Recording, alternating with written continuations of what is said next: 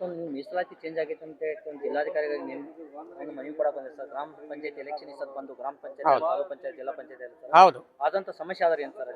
Sir, ನಮ್ಗೆ ಏನು ಸಮಸ್ಯೆ ಅಂದರೆ ನಮ್ದು 6ನೇ ವಾರ್ಡಲ್ಲಿ ಸುಮಾರು 600ಕ್ಕೂ ಹೆಚ್ಚು ಓಟ್ಗಳು ನಮ್ಮದು ಒಂದು SC ಸಮುದಾಯದವ್ರ ಓಟ್ಗಳು ಇದ್ದಾವೆ.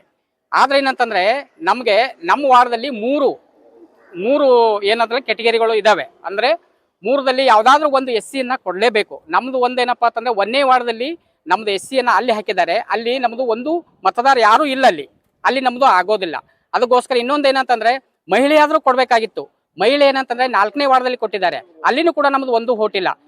ಇನ್ನೊಂದು ಏನಂತಂದರೆ ಈ ST ಓಟ್ ಏನದಲ್ಲ, ST ಮತದಾರರು ನಮ್ಮಲ್ಲಿ ಒಂದೂ ಇಲ್ಲ, ಆದರೂ ST ತಂದು ನಮ್ಮಲ್ಲಿ ಹಾಕಿದ್ದಾರೆ.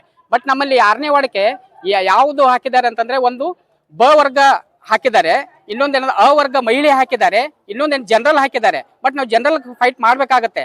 ಬಟ್ ಏನು ಅಂತಂದರೆ ನಮಗೆ 6ನೇ ವಾರ್ಡದಲ್ಲಿ ಒಂದು SC ಸೀಟನ್ನು ಹಾಕಿದ್ರೆ ಏನಾಗ್ತದೆ, ನಾವು ಒಂದು ಆಯ್ಕೆಯಾಗಿ ಬರ್ಲಿಕ್ಕೆ ಸಾಧ್ಯ ಆಗ್ತದೆ. ಹೀಗಿರೋದ್ರೆ 600 ಜನರಿಗೆ ಇಷ್ಟು ದೊಡ್ಡ ಸಮಾಜ ಇದ್ರೂ ಸಹಿತ ಒಂದೂ ಕೂಡ ನಮ್ಗೆ ಸೀಟ್ ಇಲ್ಲ ಅಂತಂದ್ರೆ ಇಡೀ ನಮ್ಮ ಪಂಚಾಯತಿನಲ್ಲಿ ನಮ್ದು ಏನು ಇಲ್ಲ ಅಂತಂದ್ರೆ ಪೂರ ನಮ್ಮದು ಎಲ್ಲ ದಲಿತ ಸಮುದಾಯದವರಿಗೆ ಇದು ತುಂಬಾ ಅನ್ಯಾಯ ಆಗಿದೆ. ಅದಕ್ಕೋಸ್ಕರ ಏನಂತಂದ್ರೆ ನಮಗೇನಂತಂದ್ರೆ ನಮ್ದು ಉದ್ದೇಶ ಇಷ್ಟು, ಹೆಣ್ಣಾಗ್ಲಿ ಗಂಡಾಗ್ಲಿ ಯಾವ್ದಾದ್ರು ಇದ್ರು ಕೂಡ ನಮ್ಮ ವಾರ್ಡ್ 6ನೇ ವಾರ್ಡ್ಗೆ ಒಂದು ಸೀಟನ್ನ ನಾವು ಈ ಮನವಿ ಈ ವಾರ್ಡ್ಗೆ ಏನಪ್ಪ ನಾವು ಕೇಳ್ಕೊಳ್ತಾ ಇದ್ದೀವಿ, ಒಂದು ಸೀಟನ್ನ ನಮ್ಮ ಹಾಕ್ರಿ ಅಂತ ಹೇಳ್ಬಿಟ್ಟು. ನಮ್ಮಲ್ಲಿ ಹಾಕಿದ್ರೆ ನಾವು ಕಾಂಟ್ಯಾಕ್ಟ್ ಮಾಡಿ ಆರಿಸಿ ಬರ್ಬೋದು.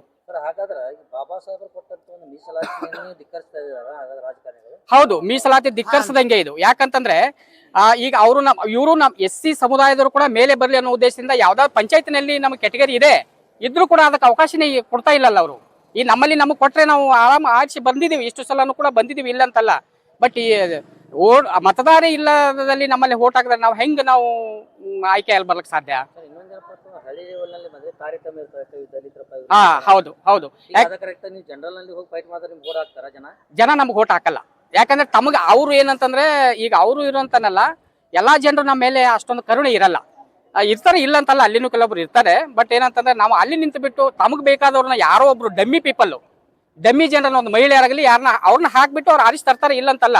ಖರೆ ನಮ್ಮಂತ ಓಡಾಡೋರನ್ನ ಅಥವಾ ಹುಡುಗರನ್ನ ಅಥವಾ ಆಕ್ಟಿವ್ ಇದ್ದವ್ರನ್ನ ಮೇಲೆ ಬರೋರನ್ನ ಕಾನೂನು ಗೊತ್ತಿದ್ದವ್ರನ್ನ ಇಂಥವ್ರನ್ನ ಯಾರನ್ನು ಕೂಡ ಮಾಡ್ಲಿಕ್ಕ ಸಾಧ್ಯ ಆಗಲ್ಲ. ಸರ್, ಹಾಗಾದ್ರೆ ಮೀಸಲಾತಿ ವರ್ಗೀಕರಣ ಮಾಡೋ ಮುಂದೆ ರಾಜಕೀಯ ನಡೆದಂತ ಹೇಳಿ. ರಾಜಕೀಯ ನಡೆದಿದೋ ಇಲ್ಲೋ ಗೊತ್ತಿಲ್ಲ ನಮ್ಗೆ. ಯಾಕಂತಂದ್ರೆ ಇಲ್ಲ, ರಾಜಕೀಯ ನಡೆದಿದೋ ಇಲ್ಲೋ ಗೊತ್ತಿಲ್ಲ. ನಮ್ದು ಉದ್ದೇಶ ಏನಂತಂದ್ರೆ ನಮ್ಮ 6ನೇ ವಾರ್ಡಕ್ಕೆ ಗಂಡಾಗ್ಲಿ ಹೆಣ್ಣಾಗ್ಲಿ ಒಂದು ಸೀಟ್ ಮಾತ್ರ ಬೇಕೇ ಬೇಕು ಅಂತ ಹೇಳಿ ನಮ್ದು ಮನವಿ ಅಷ್ಟೇ. ಒಂದ್ ಹೇಳಿ ಮೀಸಲಾತಿ ಕೊಡ್ಲಿಕ್ಕಪ್ಪ ನಿಮ್ಮ 6ನೇ ವಾರ್ಡ್ ಜನರಲ್ ಗಂಡ ಮುಂದಿನ ಯಾವ ರೀತಿ ಇರ್ತದೆ ನಿಮ್ಮ ಹೋರಾಟ? ಸರ್, ನಮ್ದು ಹೋರಾಟ ಏನಂತಂದ್ರೆ ನಾವು ಒಂದು ಸೀಟ್ ಬೇಕೇ ಬೇಕು. ನಮ್ದು ಇವತ್ತು ಸೋಲು ಗೆಲುವು ನಡೆಯುದೆ. ಅದಕ್ಕಾಗಿ ಏನಪ್ಪಾ ಅಂದ್ರೆ ನಮ್ಮ 6ನೇ ವಾರ್ಡಲ್ಲಿ ನಾವು ಫೈಟ್ ಮಾಡ್ತೀವಿ. ಒಂದು ಜನರಲ್ ಕೊಟ್ಟಿದ್ದಾರೆ, ಬಟ್ ಜನರಲ್ ಅವರಿಗೆ ಅನ್ಯಾಯ ಆಗ್ಬಾರ್ದು ಉದ್ದೇಶದಿಂದ ನಮ್ದೇನಪ್ಪ, ನಮಗೊಂದು ಕೊಟ್ರಂದ್ರೆ ಅವ್ರ ಜೊತೆ ನಾವು ಹಿಂಗಲ್ ಆಗ್ತೀವಿ, ನಮ್ಗೆ ಒಂದು ಓಟ್ ಇರಲಿ ಅಂತ ಹೇಳ್ಬಿಟ್ಟು. ಇಲ್ಲ ನಮ್ಗೆ ಅದನ್ನೂ ಮಾಡಲಿಲ್ಲ ಅಂತಂದ್ರೆ ನಾವು ಜನರಲ್ ಅನಿವಾರ್ಯವಾಗಿ ಫೈಟ್ ಮಾಡ್ತೀವಿ, ಆಯ್ಕೆಯಾಗಿ ಬಂದೇ ಬರ್ತೀವಿ. ನನ್ನ ಹೆಸರು ಭೀಮಾಶಂಕರ್ ಮಸ್ಲಿ ಅಂತ. ನಮ್ಮದು ಇದು ಇಂಡಿ ತಾಲೂಕು ಅಂಜುಟ್ಗಿ. Okay sir.